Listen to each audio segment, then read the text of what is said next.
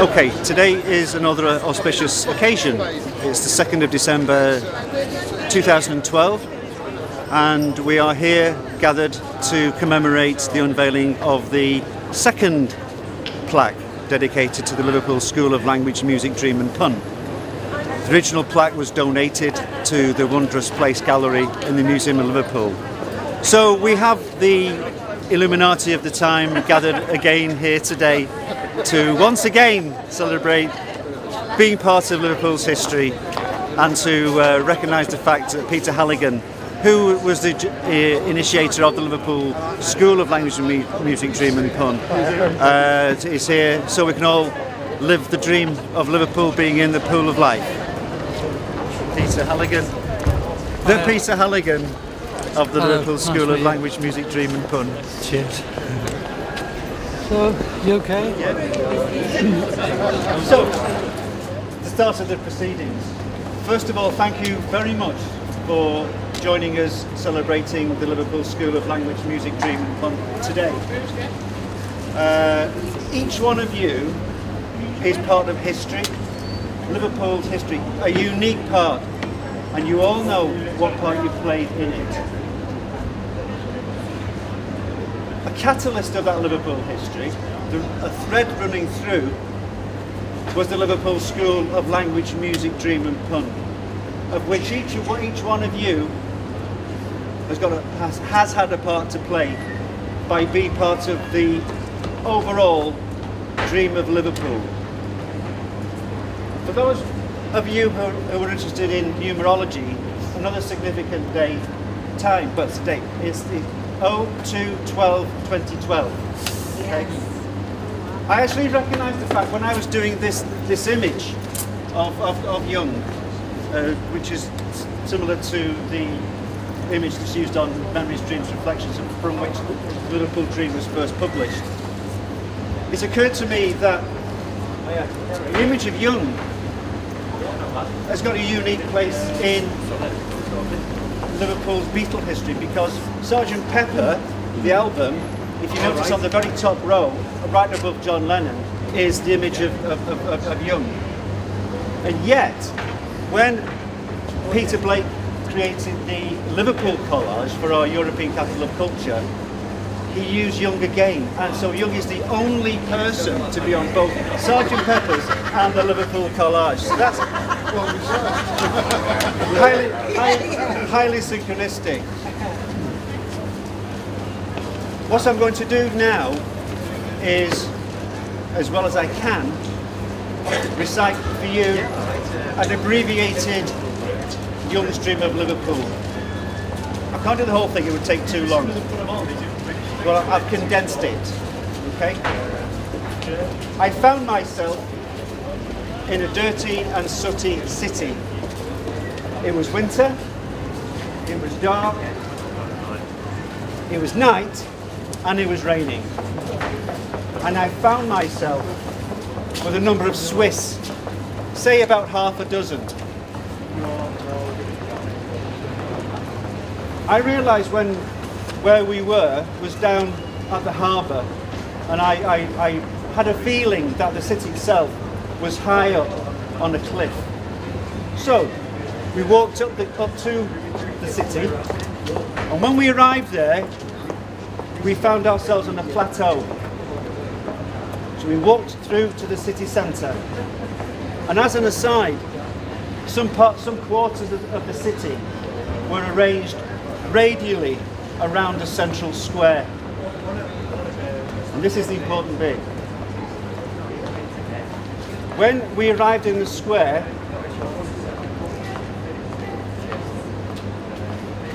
the atmosphere was very dim. We were obscured by smoke and fog and people in yellowish, greyish raincoats. Extremely bad weather. However, in the centre of the square was an island. And the island was inside a round pool. And in the centre of the island was a single tree, which was a magnolia. full of reddish blossoms. The tree itself was, to me, both in the sunlight and was a source of the light. And it was a vision of unearthly beauty. The other Swiss who I was with couldn't see the tree, and they said, "Oh, what abominable weather! Why would anyone want to settle in this city?" But I knew full well, and they talked about other Swiss that they knew, and I knew full well why these other Swiss had settled here in Liverpool. For Liverpool is the pool of life, or as Young himself might have said, pardon me if I get my Swiss German wrong, Liverpool ist das Tische des Lebens. Or he would have said, Liverpool ist das Tische des Lebens. Tried my best on that.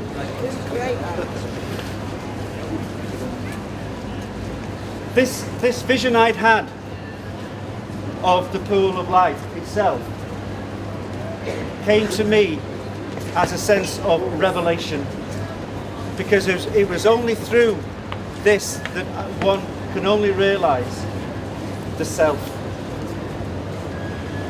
The self being the center. One cannot go beyond the center. The center is the orientation and the goal of meaning. And it was from this Liverpool dream that I had, particularly that I just parted with Freud. I'd gone through a really bad time. My orientation had gone.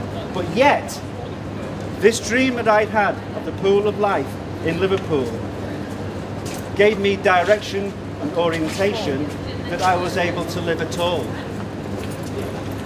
And from that moment, this created in me this stream of lava from which came the primer materia of a lifetime's work.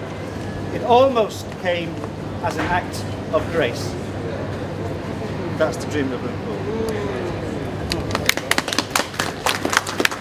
Thank you very much. Many years ago, before Peter Halligan here had the vision to create the Liverpool School of Language, Music, Dream and Pun, which was all based on synchronicity, and essentially the reason why you're all here today is down to the facts of synchronicity.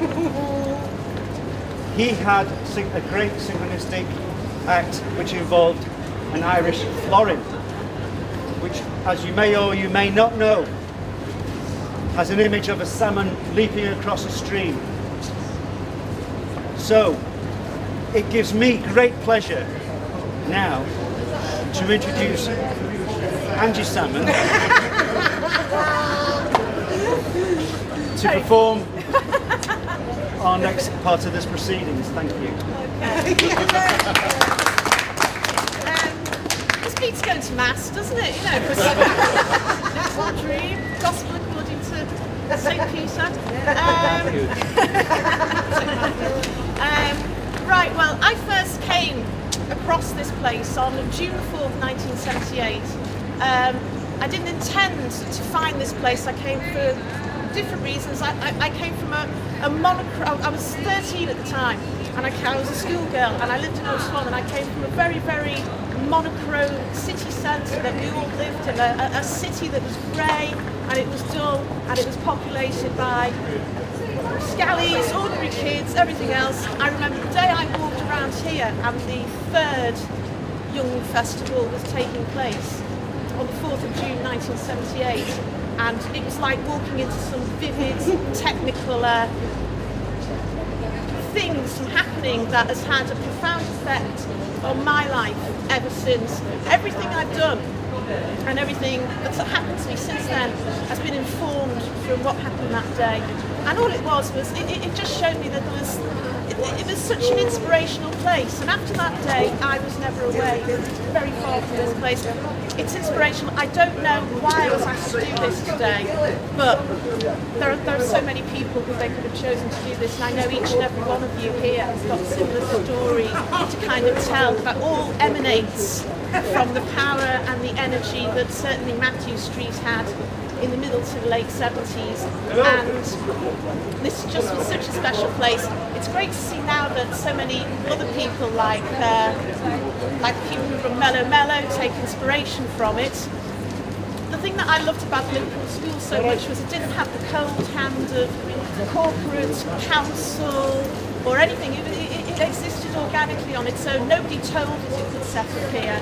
I think Peter even got himself into dead lumber at one point and ended up in the clink over it. But yeah, it's such an inspirational place that the fact that it did have such a short life of a few years and the fact that we still talk about it 35 years on is such a testimony to how it made and shaped us, along with Over the Road at Eric's, arguably as well, and it's just such a very, very special place. Whether there are ley lines running up and down it, I can't say, but anyway. So I feel completely honoured to be in this position. Anyway, I'll shut up now, and I'm going to unveil this, and then Peter's going to speak. So we'll get the blue tack off, and as we say, it's now officially open for business.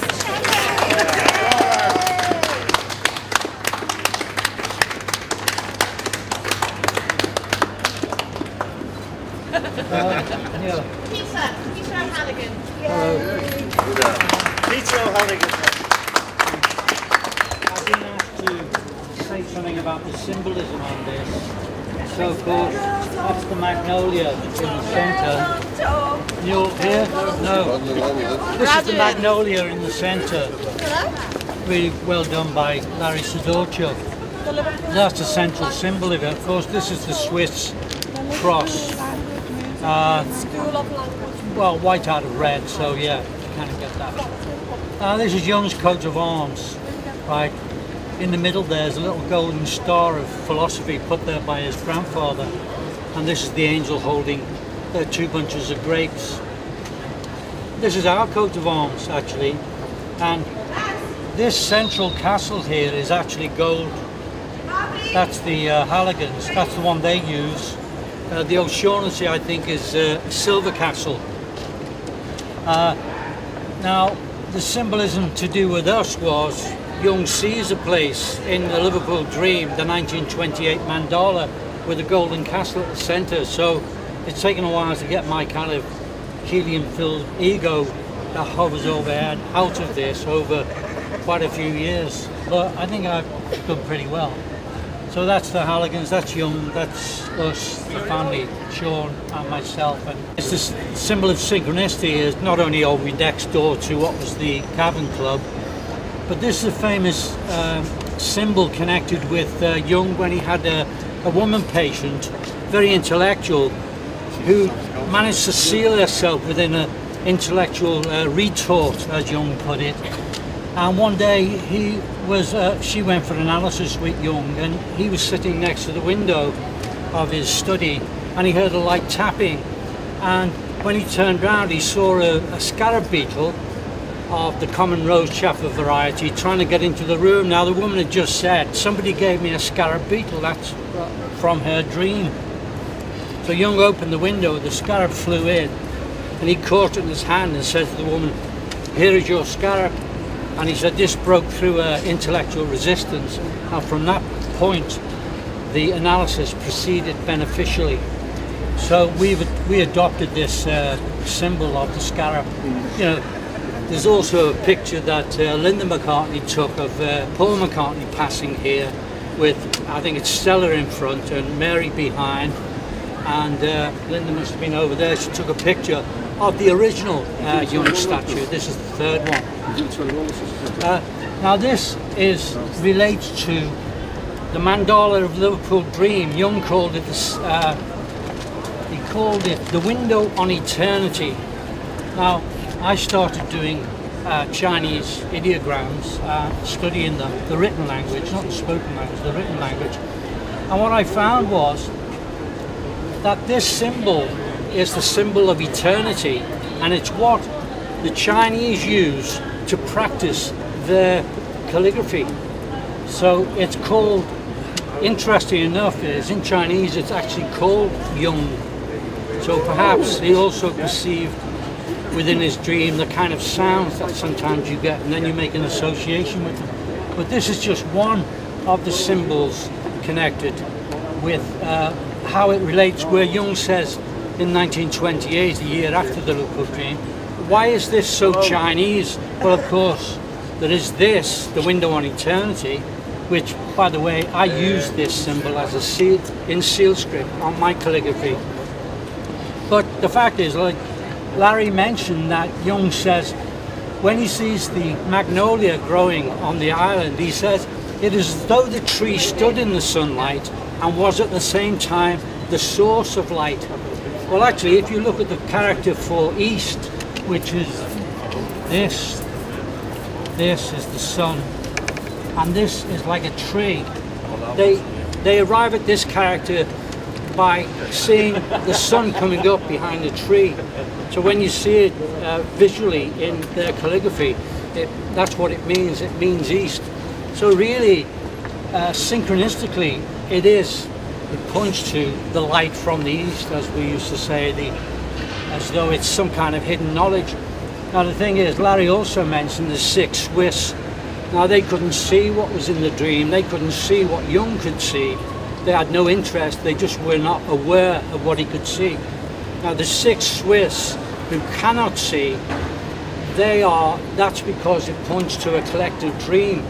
And then over the years, what we noticed was that eventually the whole dream would permeate right throughout the culture of the city, and it has. And even the word synchronicity, which at the time, really, I think in print it only existed in the copy that Larry's got in the glossary for Memory, Streams and Reflections, which is Jung's biography. And so these are the new symbols that have evolved out of the Liverpool dream. They're just some of them, by the way. Like, say, Bill Drummond mentions, like, ley lines and things. Well, that's whatever Bill's perceiving, but the fact is this street is a meridian. It's a meridian in time, and according to the dream, it's also a meridian in space, which I won't go into now, but you can kind of read about that in probably the coming years when it's kind of published, because it is a bit involved. But it is a meridian, most definitely, and because of the Chinese connection, you know, Liverpool, of course, is noted as the first Chinese community in England. So it is, in fact, where China took root. So this is the symbolism, and really nice. Okay, Larry. Thanks. Fantastic.